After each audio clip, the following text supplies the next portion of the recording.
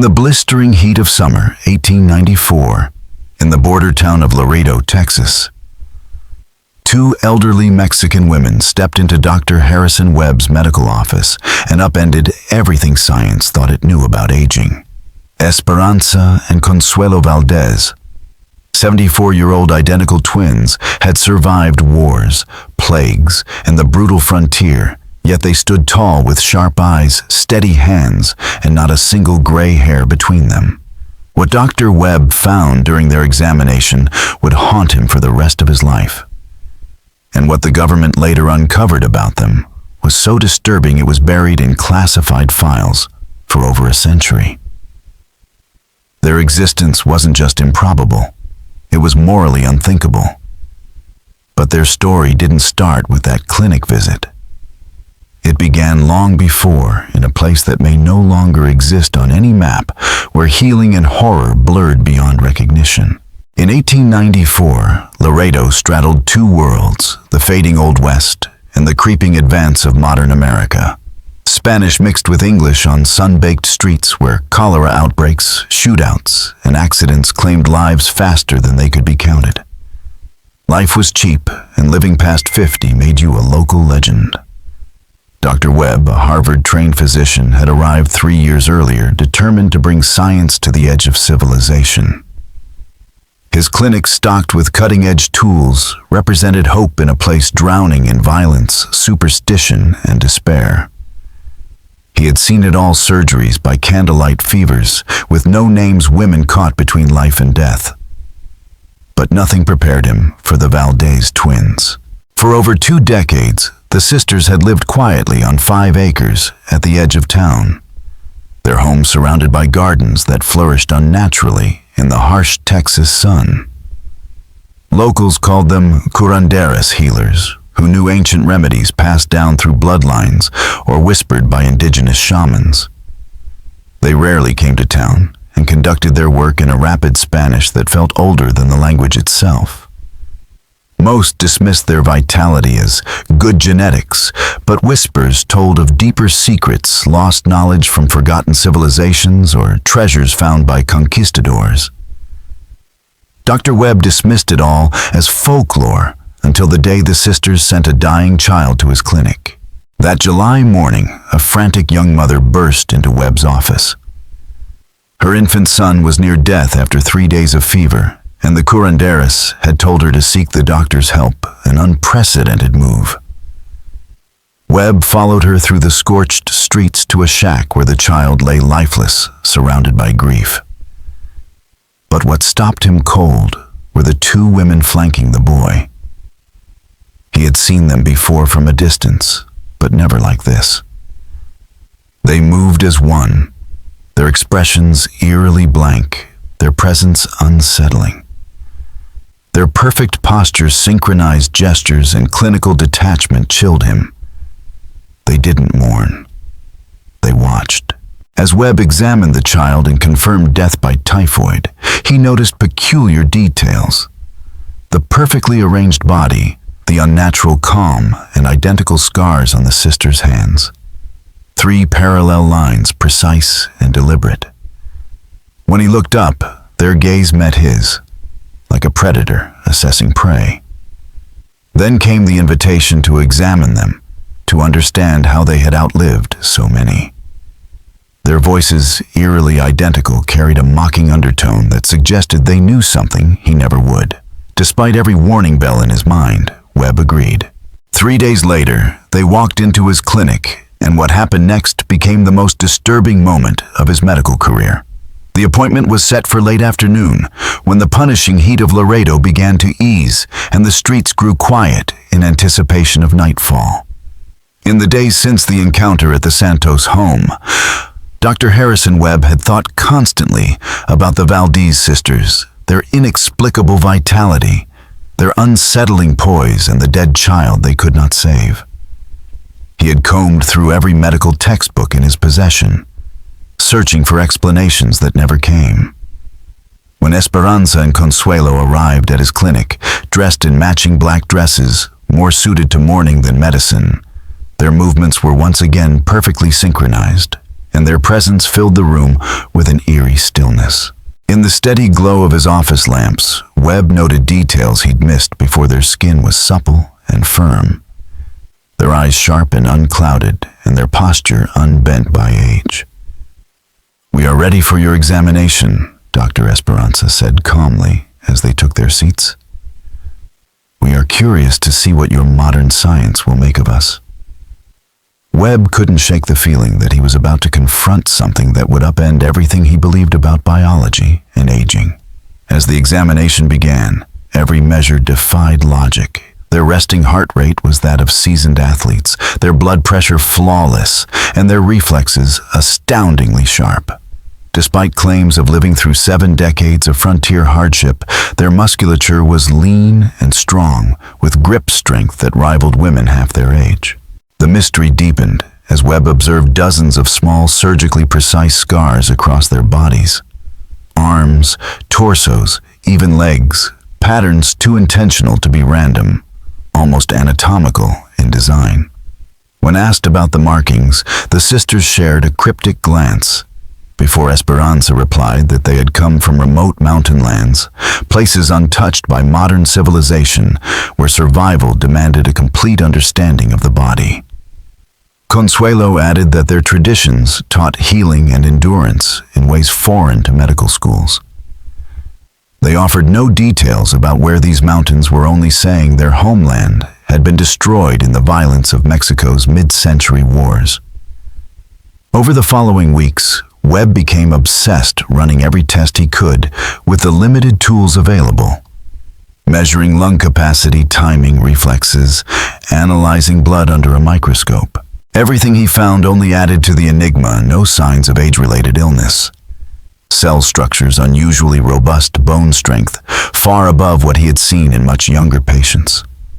Word spread quickly, drawing other doctors to Laredo, among them Dr. Margaret Chen, one of the few female physicians in Texas, and a specialist in folk medicine traditions across the Southwest. After her own examinations, she confirmed Webb's findings, but noticed something he had missed: how the sisters could consciously regulate their heart rate and blood pressure under stress. Even more unsettling was their encyclopedic knowledge of anatomy. They could identify pressure points and nerve clusters with surgical accuracy, demonstrating an understanding of the human body that exceeded formal training. When Dr. Chen finally asked where they had learned such knowledge, more advanced in some ways than what was taught in any medical school, the sisters fell into a silence that was heavier than any words. Their bodies shifted slightly, their perfectly synchronized movements faltering for the first time, and the air in the room thickened with the sense that something hidden had just been grazed. Esperanza finally broke the silence. Her voice little more than a whisper, saying that when survival is a daily battle, one learns what must be known, especially in places untouched by civilization, where life and death are constant companions. When Dr. Chen pressed for specifics, Consuelo quietly rolled up her sleeve, revealing more intricate scars etched like a secret language across her arm, explaining that each mark represented hard-won knowledge gained not through books, but through lived experience. That evening, Dr. Chen pulled Webb aside with a discovery from the dusty courthouse archives, a series of scattered references to a long-lost mountain settlement known as Refugio de las Hermanas, or Refuge of the Sisters, mentioned in church documents, a military report, and a territorial survey, all vanishing abruptly from record after 1847. Founded in the early 1830s as a Catholic mission in the Sierra Madre, meant to merge indigenous healing practices with Christian doctrine. The settlement was described as a place of uncanny vitality, with no disease, no infant mortality, and lifespans far exceeding the norm, catching the attention of the Catholic Church and the military alike. One report by a Mexican army captain in 1846 described twin female healers with knowledge so profound it defied logic. Women who could both mend and harm with surgical precision. Dr. Chen believed they had found the origins of the Valdez sisters' skills, and perhaps the reason they had buried their past so deeply. Webb and Chen's investigation deepened over the following months, revealing unsettling truths as they documented the sisters' daily routines. Herbal knowledge and disturbing familiarity with toxic substances. The twins' expertise in deadly plants was encyclopedic and delivered with a disturbing calm. They could describe the effects of poisonings from oleander-induced arrhythmia to the slow, deceptive damage of ricin with clinical precision that only first-hand experience could explain. Meanwhile, inconsistencies in their personal history began to accumulate, including a 2-year discrepancy between the date they claimed to have arrived in Laredo and the date their land was officially purchased, small details that began to suggest a deliberately falsified identity. In late October, Dr. Samuel Rivera, an expert in forensic medicine and Webb's former classmate, joined the effort and conducted a detailed examination of the sisters' scars. His findings were chilling. The cuts weren't symbolic or accidental, but surgical. An anatomical atlas carved into living flesh, following blood vessels, nerves, and organ locations with textbook accuracy.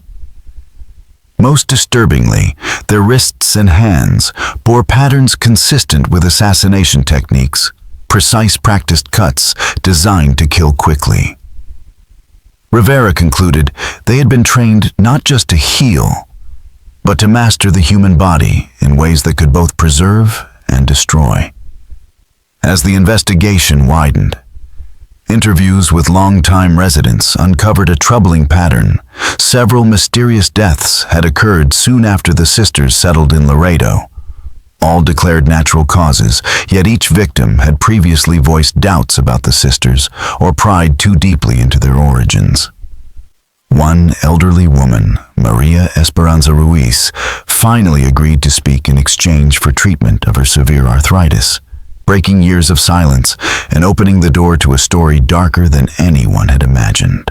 Speaking rapidly in Spanish, Maria Esperanza Ruiz shared her memories as Dr. Chen translated for Webb and Rivera, her words sending an icy chill through the room. She says, Chen whispered, her face pale, that people who pried too deeply into the sisters' past often became sick with strange illnesses, always different in symptoms, but always fatal.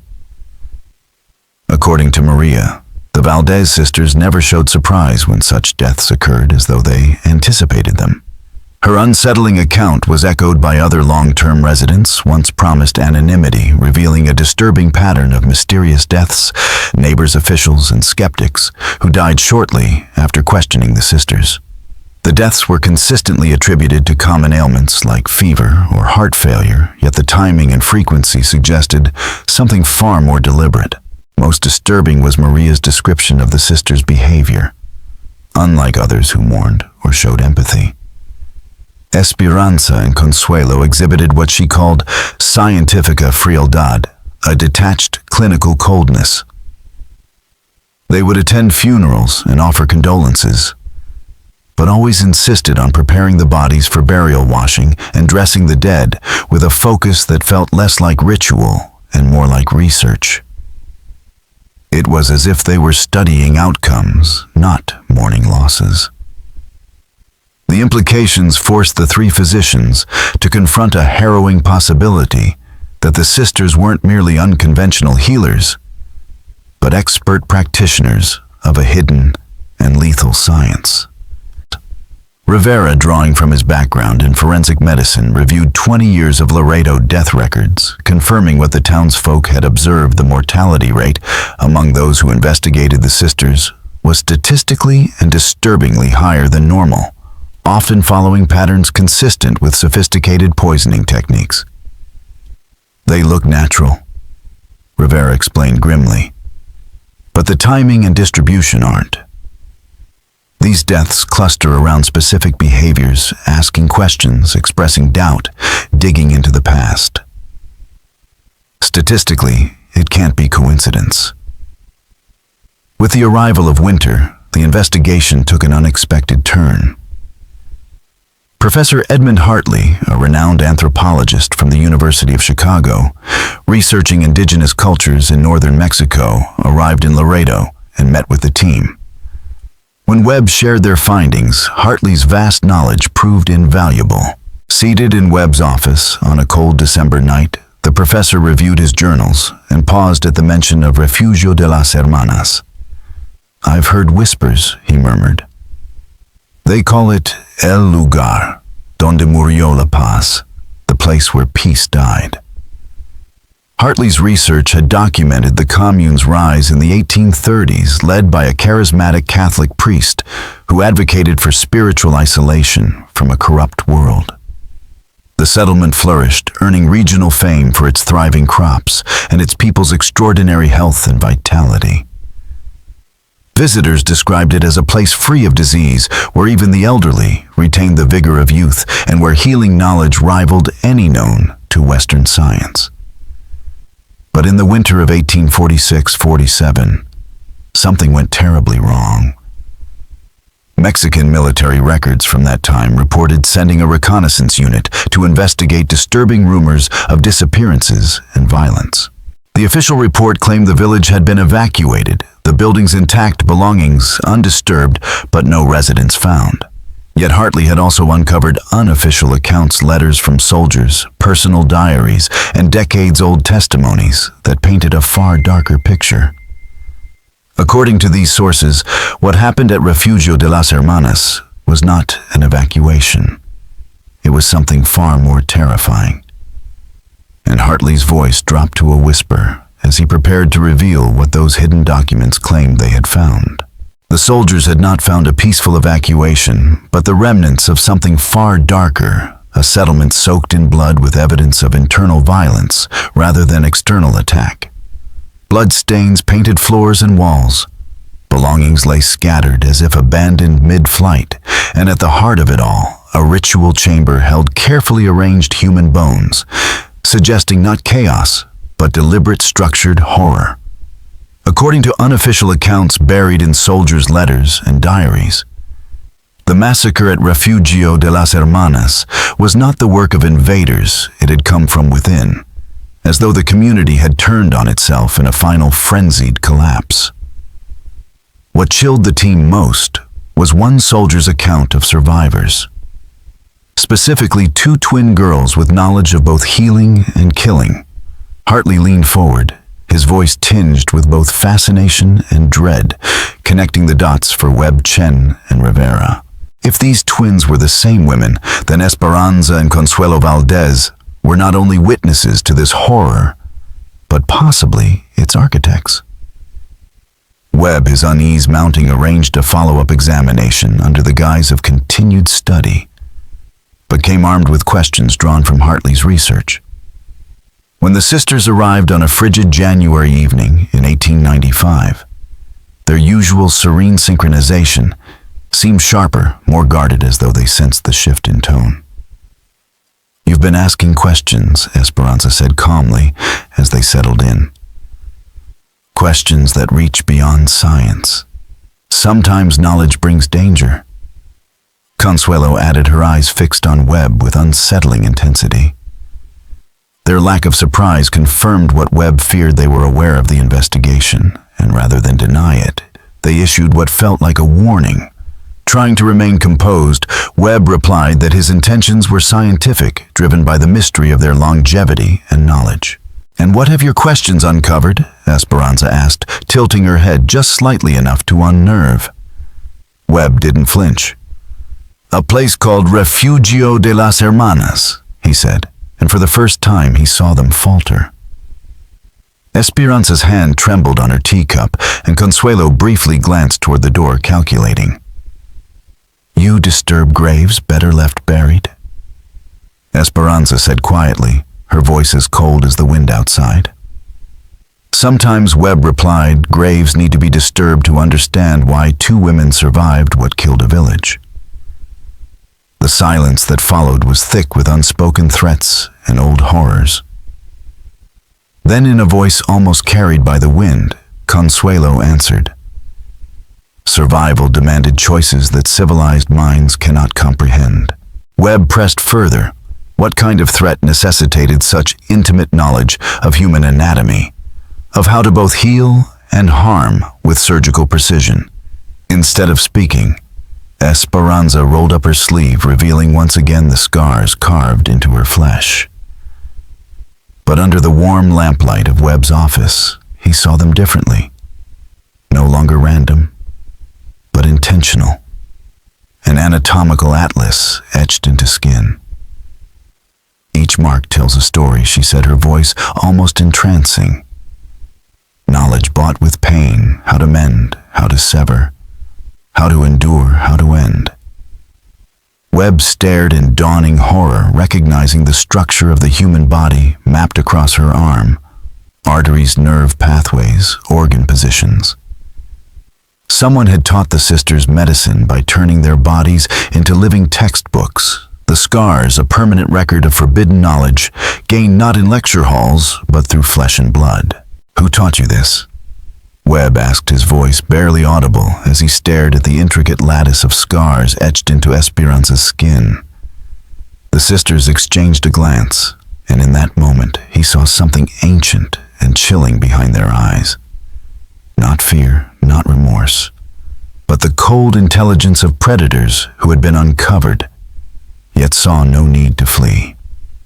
Father Sebastian Consuelo answered at last, her voice reverent, but tinged with something darker, perhaps fear. That name sent Professor Hartley into a research frenzy that consumed weeks, uncovering records that revealed a man whose descent into madness had been masked by priestly robes.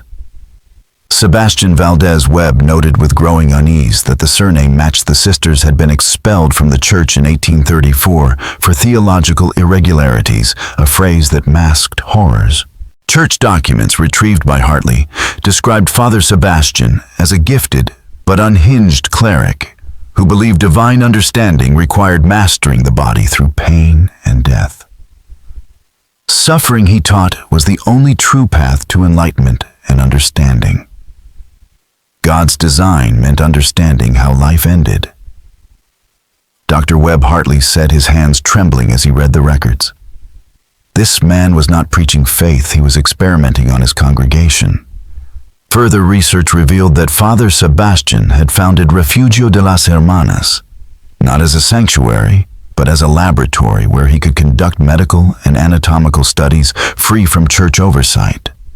There, under the guise of advanced theological education, he selected several children among them, twin girls, for a curriculum that blurred the line between medicine and horror. The children were taught anatomy through self-inflicted wounds, the properties of poisons through animal testing, and surgical techniques on both willing and unwitting human subjects. The goal was mastery of life and death, what he called the sacred mysteries of the flesh. As Webb, Chen, and Rivera pieced the history together, they realized the commune had thrived because its members possessed knowledge that surpassed frontier doctors. They could heal what others couldn't. But when dissent grew, or outsiders became curious, that same knowledge turned lethal. Heart attacks could be induced illnesses, mimicked deaths, orchestrated with no trace left behind. Then Chen uncovered a captain's journal hidden in a private collection in Mexico City, a first-hand confession from a soldier who'd entered the settlement in early 1847. His account described bodies buried in carefully marked graves, all appearing to have died of natural causes, but bearing subtle signs of surgical tampering or poison. He described a ritual chamber covered in anatomical diagrams and filled with human remains. Bones marked with incisions so precise they could only have come from practiced hands. It was a museum of human experimentation. The twins weren't just survivors, Chen said, her face grim. They were the final product. The horror they discovered didn't end with the collapse of the commune.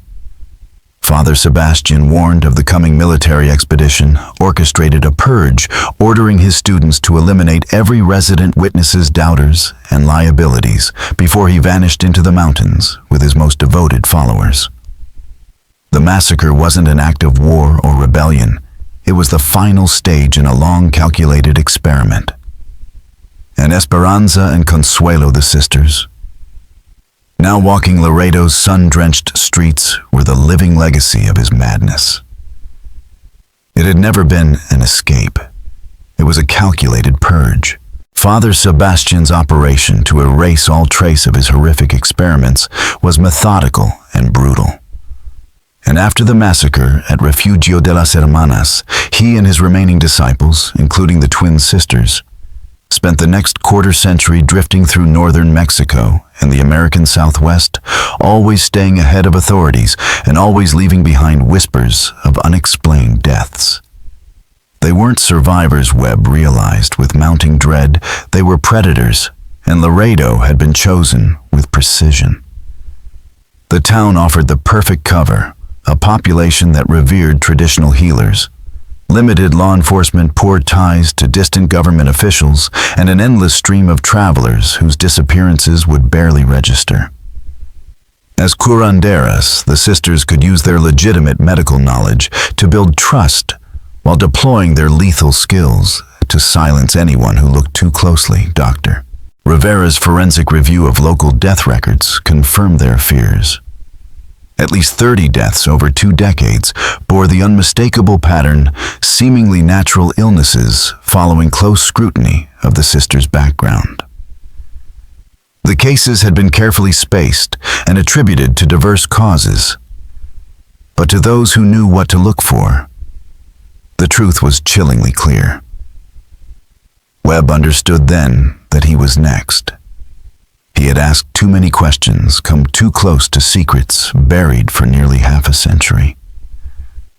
On the evening of March 15th, 1895, alone in his office and surrounded by research that could cost him his life, Webb made a decision that would save it.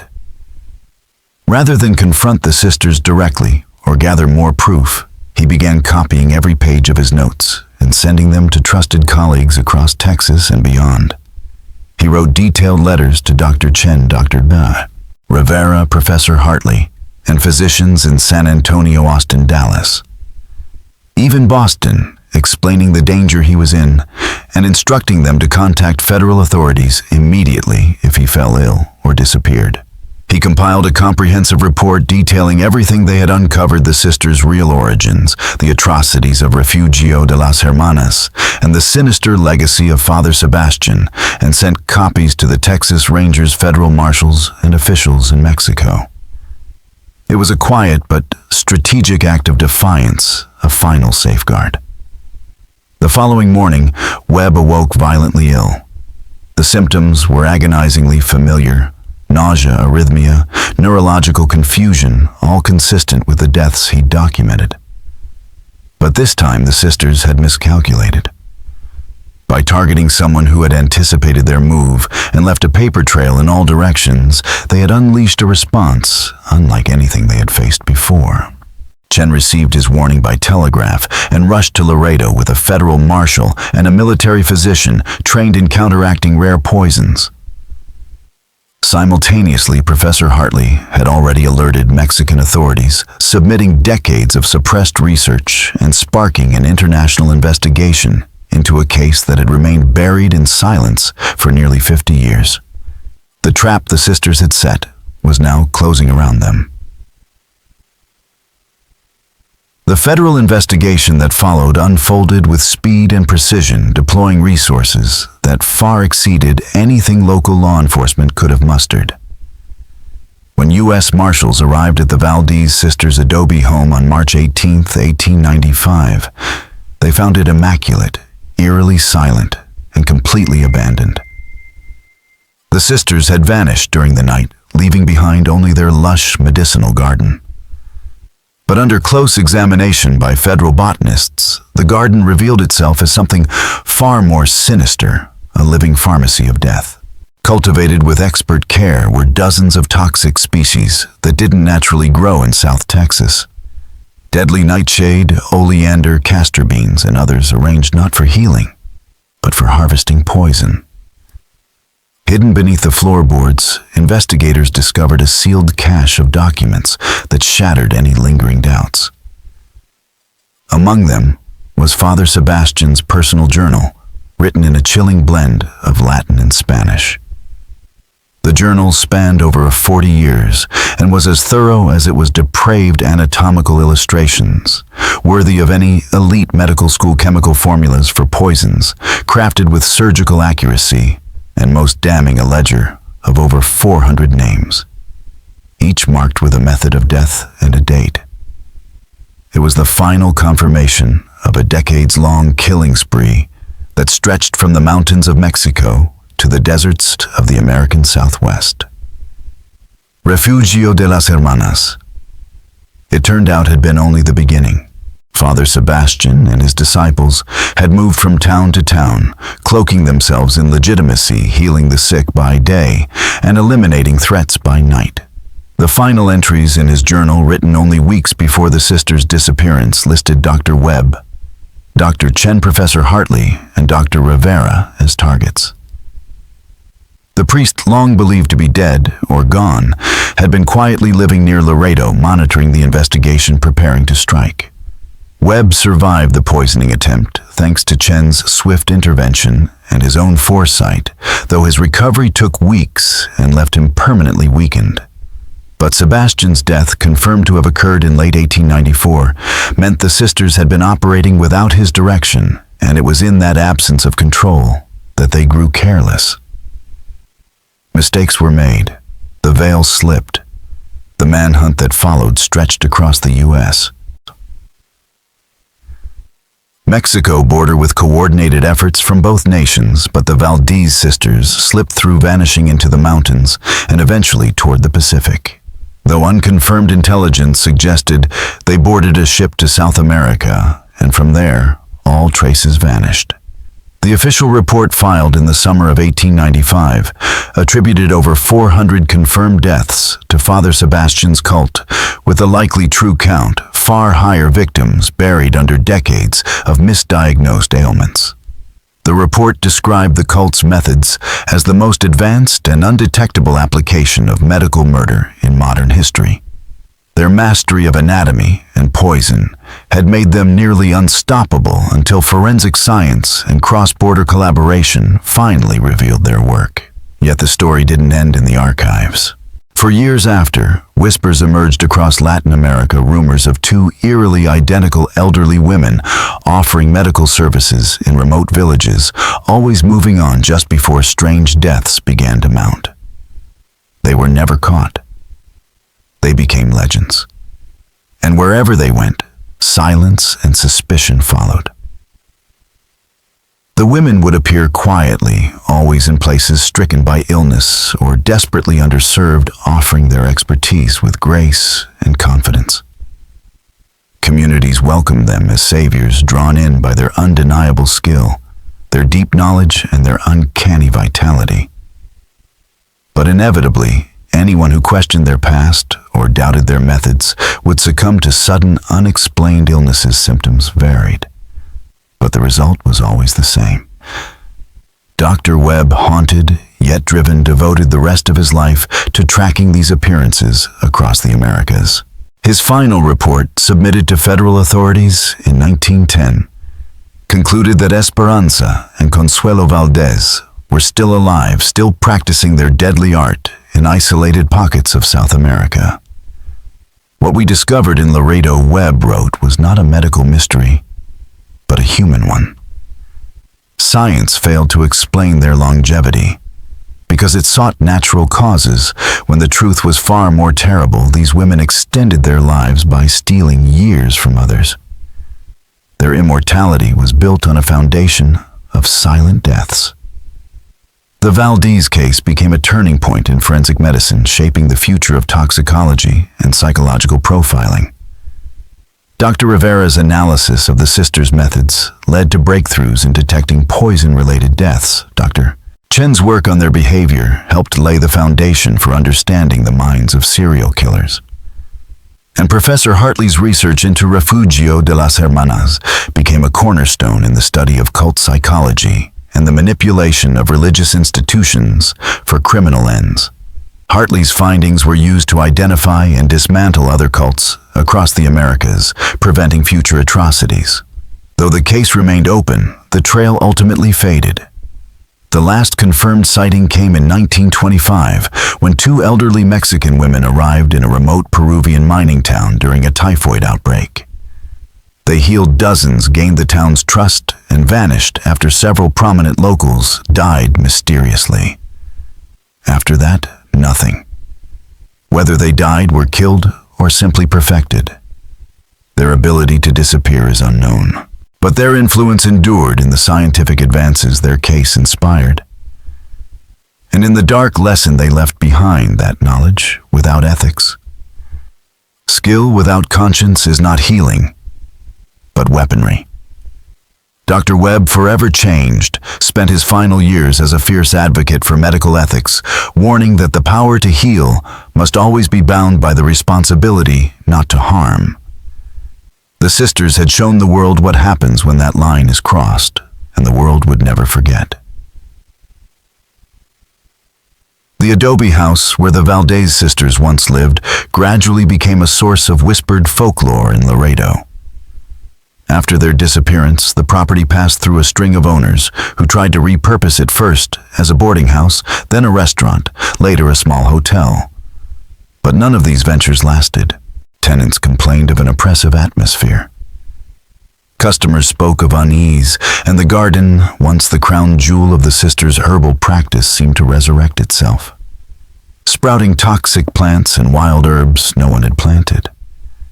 Residents began to avoid the place altogether, unnerved by strange chemical odors that wafted from the soil during certain weather, as if the land itself exhaled the poison it had once harbored.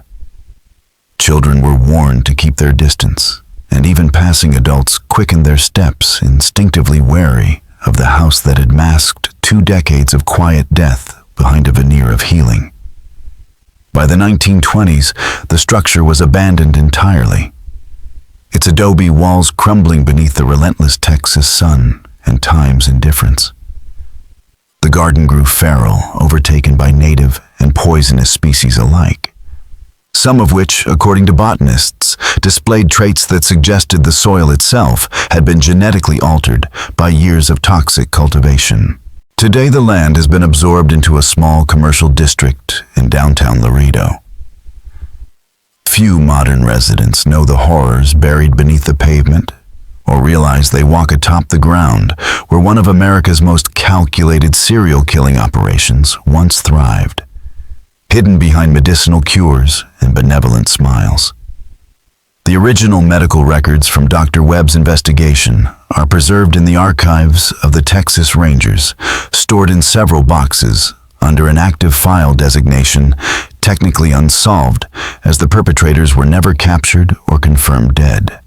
These documents remain one of the most detailed criminal investigations of the 1890s American Southwest. Occasionally, scholars uncover them while researching early frontier medicine or the evolution of forensic science, often astonished by the depth of the inquiry and the complexity of the crimes. The Valdez case continues to be studied in medical schools as a cautionary tale of how knowledge can be corrupted by intent, and in law enforcement training as a case study in the necessity of interagency collaboration to confront evil that masks itself as healing. The question that haunted Dr.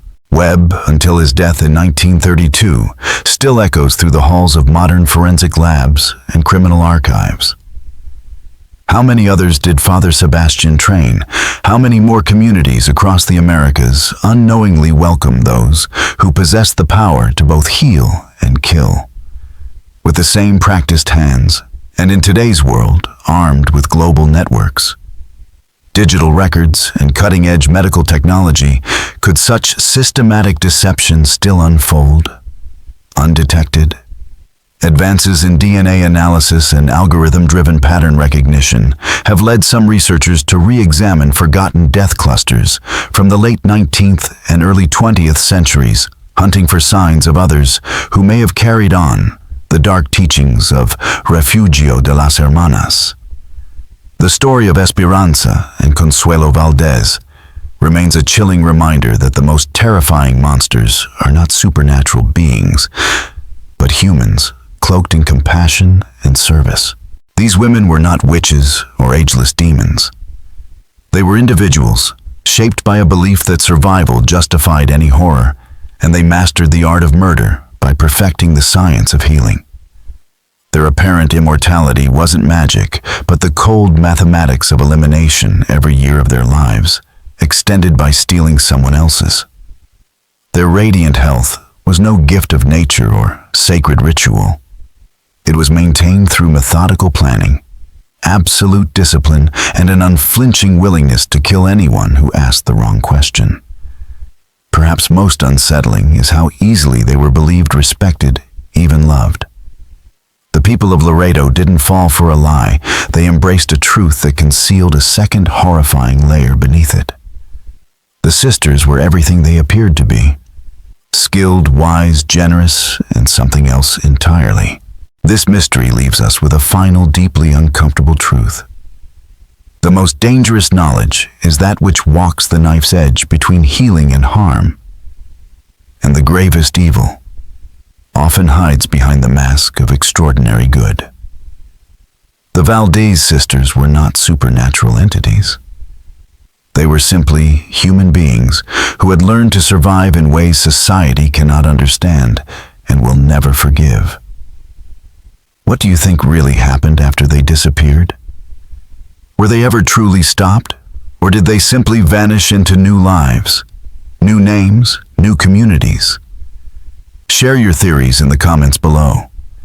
And if this story made your pulse quicken, hit subscribe, turn on notifications, and share it with someone who finds horror in the places we least expect.